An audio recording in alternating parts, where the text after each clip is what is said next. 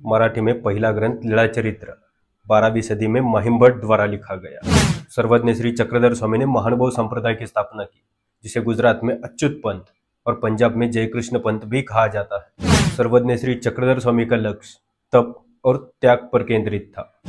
तो आइए उनकी जीवन गाथा को विस्तार से समझने की कोशिश करते हैं। 12वीं शताब्दी के पूर्वार्ध में गुजरात के भड़ोच के राजा मल्लदेव थे।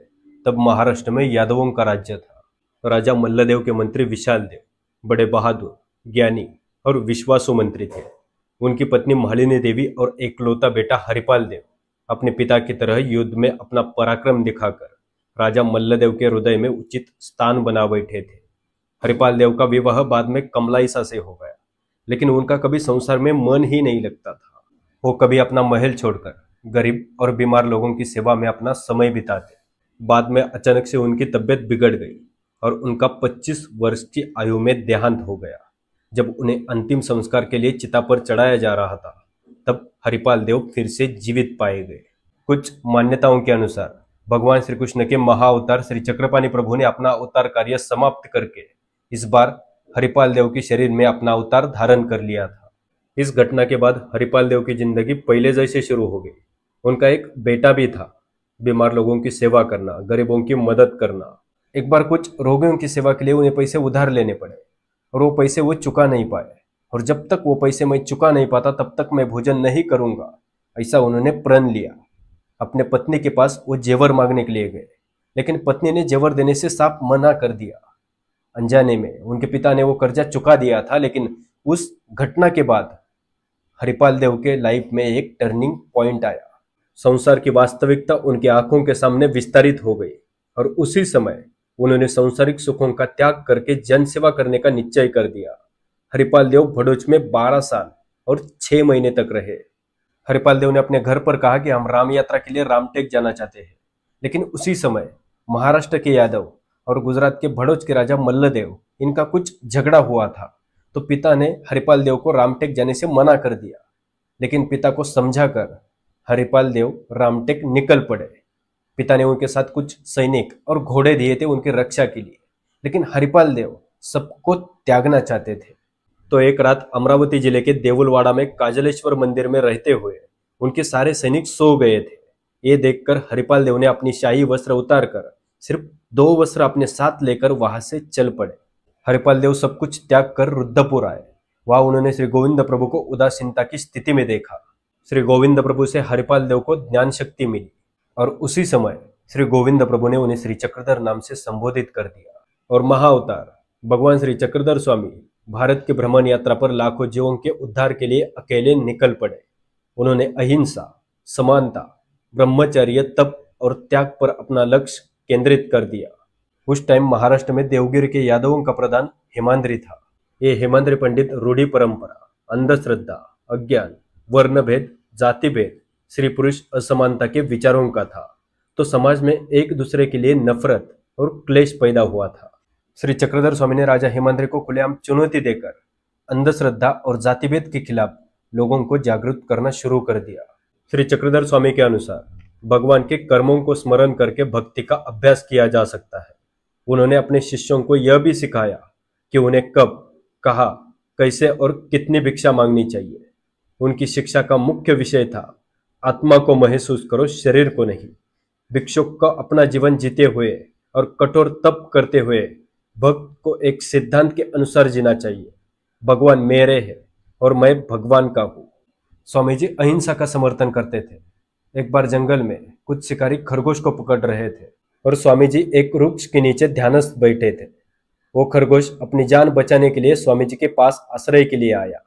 स्वामी जी ने उन्हें आश्रय दिया। तभी वो शिकारी वहां आए और खरगोश मांगने लगे। तभी महाराष्ट्र में पहली बार मराठी शब्दों का उच्चारण हुआ। हांगा इति शरण आलिया काही मरण असे। यह खरगोश निष्पाप जीव जंगल में रहता है, घास फूस खाता है, नदी धारा का पानी पीता है। इसने तुम्हारा क्या ही बिगाड़ा है, ऐसे जीवों को मत मारो। ऐसा उपदेश स्वामी जी ने उन शिकारियों को किया। स्वामी जी कभी खरगोश को बचाते तो कभी शेर के बच्चों को अपनी गोद में खिलाते। हमें निष्पाप जीवों को मारने की कोई अनुमति नहीं है, ऐसा उपदेश करते। महानुभाव पंथ सख्त शाकाहार की शिक्षा देने के अलावा शराब के सेवन पर भी रोक लगाता है और अहिंसा की शिक्षा देता है। यह सिखाता है कि श्री कृष्ण ही सर्वोच्च ईश्वर है।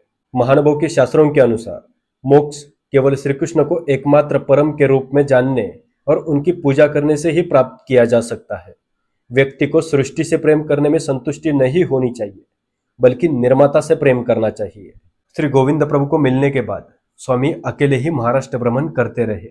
कभी वो गौशाला में सोए तो कभी गोंडवन के आदिवासियों के साथ रहे। उसी दौरान उनकी भेंट वडनेर के रामदेव दादोस के साथ हुई। उसके बाद नागदेव, बाईसा, अबाईसा, महादाईसा, उमाईसा जैसे शिष्यगण मिले। फिर स्वामी एक दिन त्र्यंबकेश्वर जाने के लिए निकले, लेकिन पैठण में पहुंचकर अचानक से उन्होंने त्र्यंबकेश्वर जाने का कैंसिल कर दिया और पैठण में ही विधिवत संन्यास की दीक्षा ले ली। रुद्रपुर से अकेले निकले स्वामी का प्रवास पैठण में समाप्त हो गया। उसके बाद उन्होंने अपने शिष्यगणों के साथ पूरी महाराष्ट्र यात्रा की। उसी दौरान उन्हें कई कठिनाइयों का सामना करना पड़ा। अंधश्रद्धा और जाति भेद के अंधकार में श्री चक्रधर स्वामी ने एक मशाल जलाई और अपना पूरा जीवन इस मातृभूमि की सेवा में अर्पण कर दिया। उन्होंने अपने शिष्यों की कभी जात और धर्म नहीं देखा। वो सभी को अपने साथ लेकर चल पड़े। सभी जीवों को जीने का समान अधिकार है। स्त्रियों को मठ में सन्यासी बनकर रहने का अधिकार है। उन्होंने मराठी भाषा पर अधिक प्रभाव डाला। मराठी में उन्होंने 13 लिपियां बनाई जो कोडित लिपियां हैं। यही नहीं, बल्कि उन पर जो लीला चरित्र ग्रंथ लिखा गया वो मराठी में लिखा गया पहला पद्य ग्रंथ है। श्री चक्रधर स्वामी ने कहा, महानुभाव संप्रदाय में जातिभेद नहीं, केवल तत्वज्ञान है। हम धर्म के लिए नहीं, बल्कि धर्म हमारे लिए है। महानुभाव पंथ केवल साध्य नहीं, बल्कि साधन है। स्वामी ने अपना पूरा जीवन समता, बंधुता, प्रेम के लिए बिताया। 1145 में शुरू हुई श्री चक्रधर नामक की मशाल 1196 में हमें अमूल्य विचार और संस्कार देकर लुप्त हो गई। श्री चक्रधर स्वामी परमपिता श्री कृष्ण भगवान के एकमात्र ऐसे अवतार थे जिनका जन्म भी नहीं हुआ और मृत्यु भी नहीं। 1145 में महाराष्ट्र में आए हुए स्वामी जी 51 वर्ष तक महाराष्ट्र में रहे और 1196 में अपना कार्य अपने भक्तों को सौंपकर उत्तरपंथी निकल गए। 51 वर्ष का श्री चक्रधर स्वामी जी का अमोल योगदान इस भारत भूमि के लिए रहा। स्वामी जी के बाद भट्टोबास श्री चक्रधर स्वामी निर्मित महानुभाव संप्रदाय के प्रमुख बने। उसके बाद 15वीं शताब्दी की शुरुआत में आचार्य मुनिव्यास, जो मूल रूप से तेलंगाना के वीरशैव थे, जिनका मूल नाम कमलाकरा अचैता कोठी था, उन्होंने महाराष्ट्र में कई महानुभाव संप्रदाय के मंदिरों की स्थापना की। पंजाब, ऊपरी, दोआब, कांगड़ा, कश्मीर, उत्तर पश्चिमी सीमांत क्षेत्रों और अफगानिस्तान में काबुल और कंधार तक कई मंदिर और मठ का निर्माण किया। आज पूरे भारत में महानुभाव संप्रदाय के 1650 से भी अधिक स्थानें हैं।